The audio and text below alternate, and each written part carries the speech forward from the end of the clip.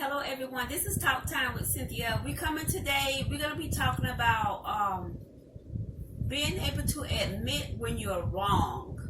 That's a sore subject for a whole lot of us, me included, but you know, after the heat of things cool down, I am able to say, you know, I was wrong, I'm sorry.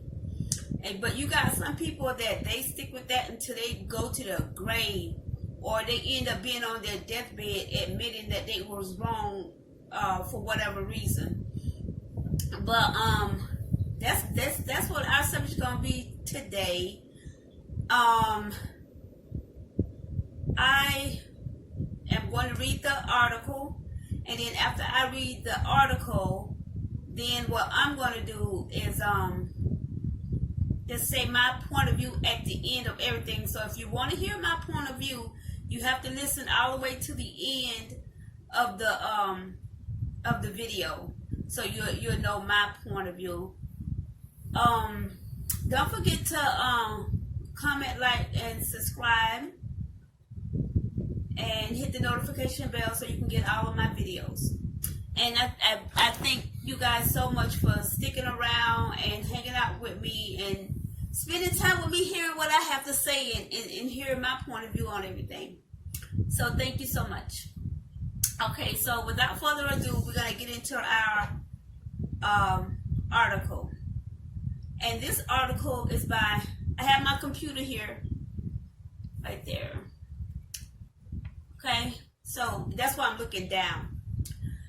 This article is, I felt like it was better for me to have it in this position instead of off to the side with my head turned like that most of the time. So, which I feel like was kind of rude, but I have to do what I have to do with the equipment that I have. But I do apologize for that. So, the article is from Psychology Today, okay,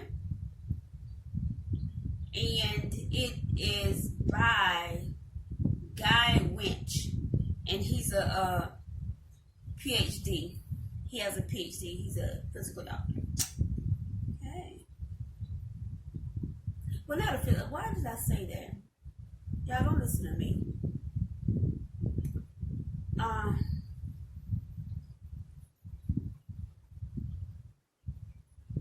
Okay, so it says psychological rigidity is not a sign of strength.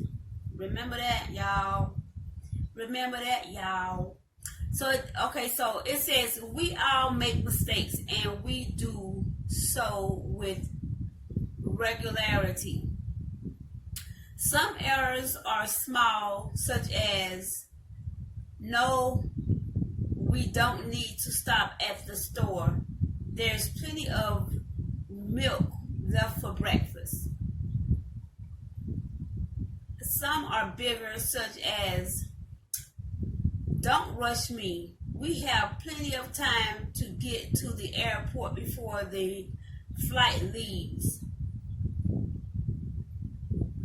And some are critical, such as I know it was raining and dark, but I'm sure that was the man I saw breaking into the home across the street.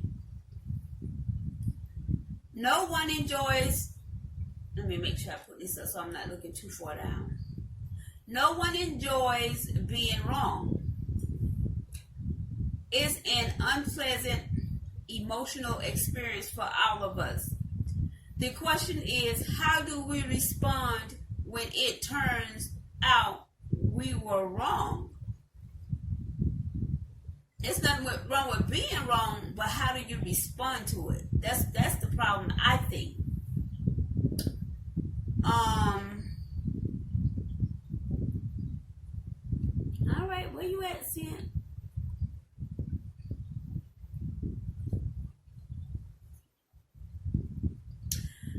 It says, when there wasn't enough milk left for coffee, when we hit traffic and miss the flight, or when we find out the man who sat in jail for 5 years based on our identification was incorrect all along. So it doesn't just have to do with you, it affects other people's lives, guys.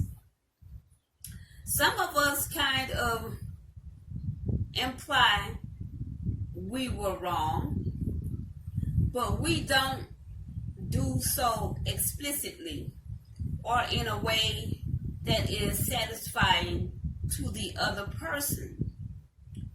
We had plenty of time to go to the airport or on time if the traffic hadn't been unusually bad. But fine, we'll leave earlier next time. Okay. But some people refuse to admit they're wrong. Okay? Even in the face of overwhelming evidence, they let him go because of DNA evidence and another dude's confession. Ridiculous. That's the guy. I saw him. The first two examples are probably familiar to most of us because those are typical responses to being wrong. We accept responsibility fully or partially. Sometimes very, very partially. But we don't push back against the actual facts. We don't claim there was enough milk when there wasn't, or that we were not late to the airport. But what about when a person does push back against the facts? The facts. When they simply cannot admit they were wrong in any circumstance. What in their psychological makeup makes it impossible for them to admit they were wrong? What is it? Even when it is obvious they were. And why does this happen so repetitively? Why do they never admit they were wrong? Why, guys? Think about it. The answer is related to their ego. Such a big ego, right? Their very sense of self. Okay? The answer is related to their ego, their very sense of self. Some people have such a fragile ego, such brittle self-esteem, such a weak psychological constitution, that admitting they made a mistake or that they were wrong is fundamentally too threatening for their egos to tolerate accepting they were wrong. Absorbing that reality would be so psychologically shattering. Their defense mechanisms do something remarkable to avoid doing so. They literally distort their perception of reality to make it less threatening. Their defense mechanism protect their fragile ego by changing the very facts in their mind. so they are no longer wrong or culpable. Wow. Think about that, y'all. Wow. Wow. That's all I gotta say about that. As a result, they come up with statements such as, I checked in the morning and there was enough milk, so someone must have finished it. When it's pointed out that no one was home after they left in the morning, so no one could have done that, they double down and repeat, someone must have, because I checked and there was milk, as though some phantom broke into the house, finished the milk, and left without a trace. So y'all, I have to apologize. So I don't want to be in judgment, or and I apologize for the wow, because I'm trying to do stuff to help and not judge. So I do apologize for that. So anyway, it says, in our other example, they will insist that their erroneous identification of the robber was correct, despite DNA evidence and a confession from a different person.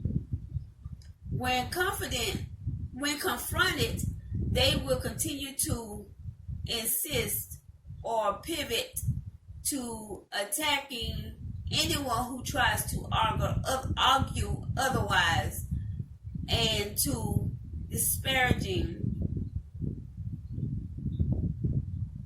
the sources of the contradictory information, especially these labs make mistakes all the time. And besides, you can't trust a confession from another criminal. And why do you always take their side? People who repeatedly exhibit this kind of behavior are, by definition, psychologically fragile. However, that assessment is often difficult for people to accept, because to the outside world, they look as if they're confidently standing their ground and not backing down. Things we associate with strength. But psychological rigidity is not a sign of strength. It is an indication of weakness. These people are not choosing to stand their ground. They're compelled to do so in order to protect their fragile ego. It takes a certain amount of emotional strength and courage to deal with that reality and own up to our mistakes. Most of us sulk a bit when we have to admit we're wrong, but we get over it. Okay? So it happens to all of us. So don't be afraid to admit you're wrong. But when people are constitutionally unable to admit they're wrong, when they cannot tolerate the very notion that they are capable of mistakes, it is because they suffer from an ego so fragile that they cannot sulk and get over it. They need to wrap their very perception of reality and challenge obvious facts in order to defend their not being wrong in the first place. How we respond to such people is up to us. The one mistake we should not make is to consider their persistent and rigid refusal to admit they're wrong as a sign of strength or conviction, because it is the absolute opposite: psychological weakness and fragility. Fragility. Fragility. Sorry, guys. So, but yeah. So that was the end of that article. But being able to admit when you're wrong is important, because it could be, hurtful. It can destroy relationships. When you can't admit that you're wrong. And also, it could destroy lives. Like it said, you can have somebody simply because you have a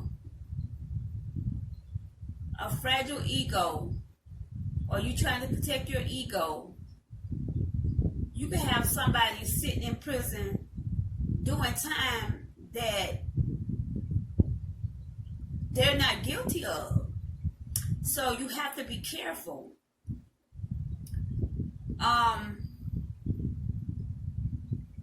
All of us are guilty of that, And the only difference between all of us is, and somebody that won't admit they're wrong, is that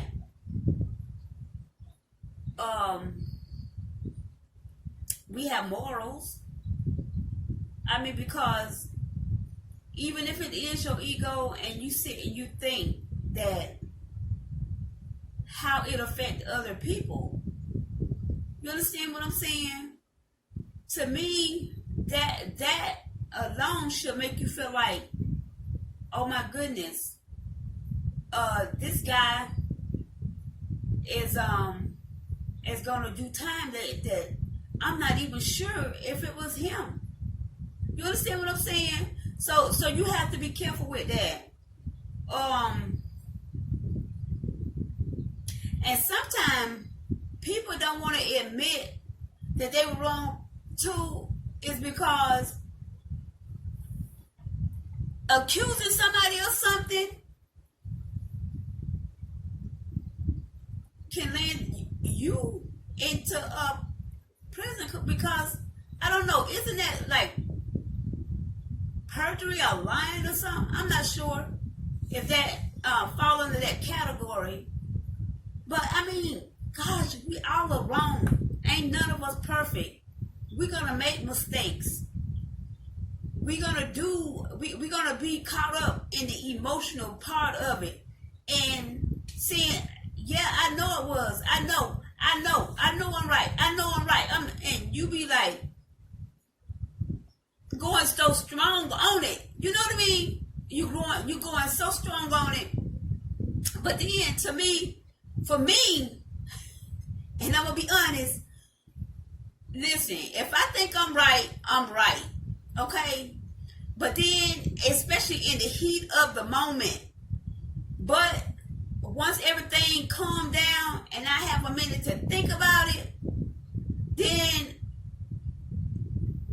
I'm humble enough to go to that person and say, hey, I was wrong. I'm sorry. And especially if you do something to somebody and you know that you did something to somebody, or you take something from somebody and you know in your heart of heart that you took something from somebody, then after you sit down with yourself in the secret corridors of your heart and you think that thing through, you go back to them people and you say, I am sorry. I am sorry. Please forgive me, because you owe that to them. So you just have to be able to accept that you're wrong. I mean, it's a hard thing. It's a hurt thing. It's an ego thing. It's you feel mortified. You feel ashamed. You feel disappointed in yourself. But that's okay, because we all deal with it. Ain't nobody perfect. We all deal with it. So it's not just you. It's not just you. And it's okay to be wrong. Lord, I don't know how many times in my lifetime I've been wrong, and it's been a lot. But it ain't gonna kill you. And you know, they said what don't kill you make you stronger. And you learn from those things, and you'll be a better person for it. But if you sit and it's all about you and all about your ego, and you allow things to happen in life to people, or you hurt people's feelings because you basically calling them a liar, and you know it's you. You know that you're wrong. You know that you're wrong. And then that makes you a bad person. Period. It makes you a bad person. But you work on your ego, and we all have one. And get yourself in a space where you can come to terms with the fact that it's okay to be wrong. It's okay to make mistakes. That's what you got to tell yourself. It's okay to make mistakes. It's okay to be wrong, as long as you make it right in the end. And not too I say in the future or whatever, but not in the far future, because you don't want to be sitting and letting people sit in jail or letting people feel some type of way because they feeling like you thinking you better than them because you can be wrong and don't have to apologize for it. That ain't right. So give yourself some time, not a whole bunch of time, because you got to consider the person that is on the opposite end of the situation, and admit, because I'm telling you, people want to be validated all day long. Admit to you that you did something wrong to me. Admit to me in my face that you the reason why this happened to me, because you couldn't admit that you was wrong. You understand what I'm saying? So yeah, it's a lot of people out in the world that just won't admit, won't admit, because either they feeling like they gonna have to give up something if they admit that they were wrong for something that occurred. Okay,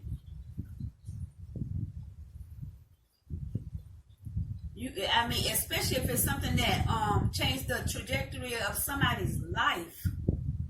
Especially if it changed the trajectory of somebody's life. And then you sit back. How do you go on with your life? How? And when so when you think about that, how do you go on with your life? You couldn't admit you was wrong about something. Somebody ended up incarcerated. How do you go on with your life not being wrong that whole time? I'm sure that weighs heavy. I mean, if you're a decent person, and because people with big egos, they're good people. They just have big egos. You know, we don't want to stand and judge of that. But they good people. But how do you live your whole life? Like the thing said, 5 years. Some people don't went to jail for 30 years. How did that person that wasn't sure that the person really did it, wasn't willing to admit that they were wrong, how did they live with that? That had to been like such a hard thing on them too. You understand what I'm saying? Living your whole life, when you have something like that inside your chest, that's living a life of a lie. That's living a life of incompletion. You walking around your whole life incomplete because you don't know how to admit you're wrong and work on the ego.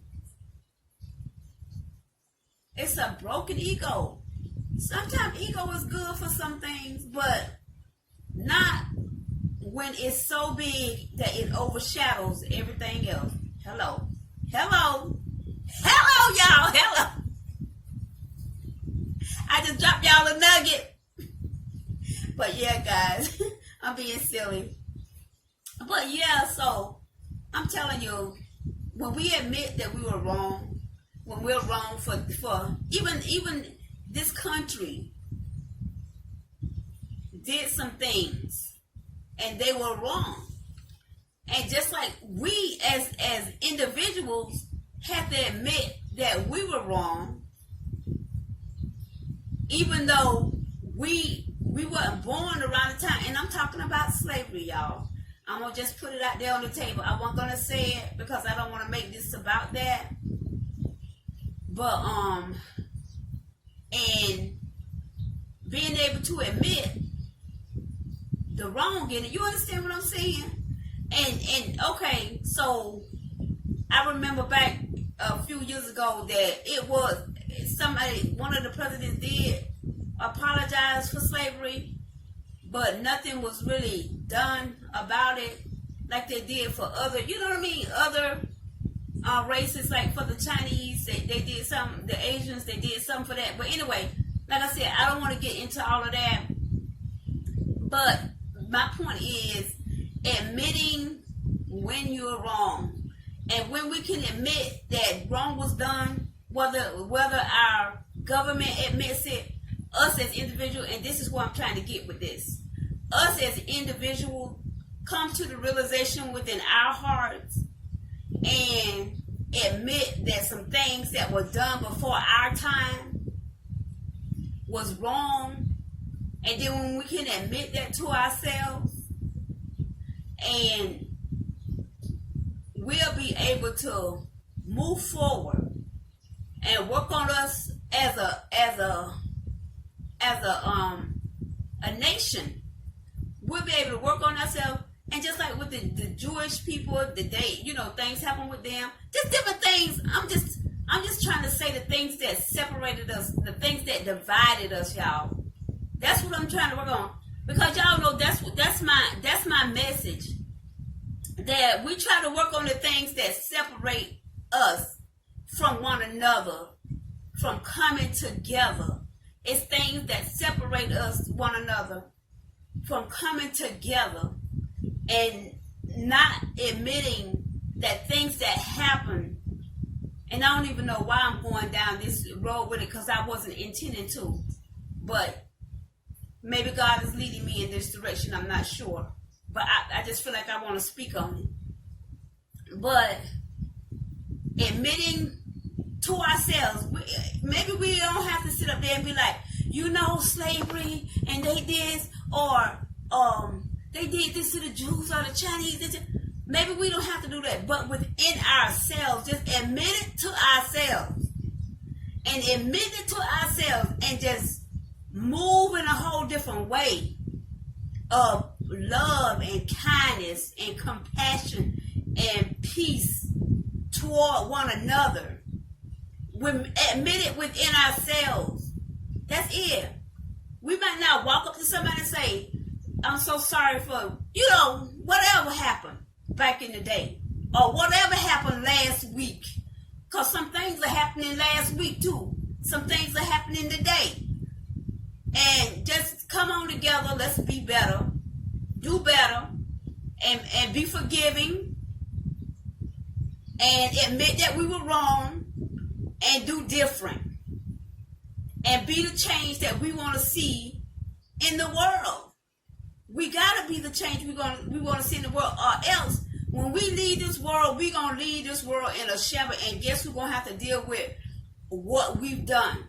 The very children, grandchildren, that we are nieces and nephews, if you ain't got children, the very children that we try to protect, we're going to leave a world to them that is going to be unfixable, unbelievably unfixable.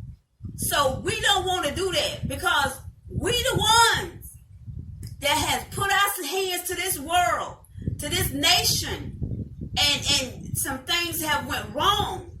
So now what we got to do is do our best before we pass on to fix whatever we broke, because some of us have broken this world.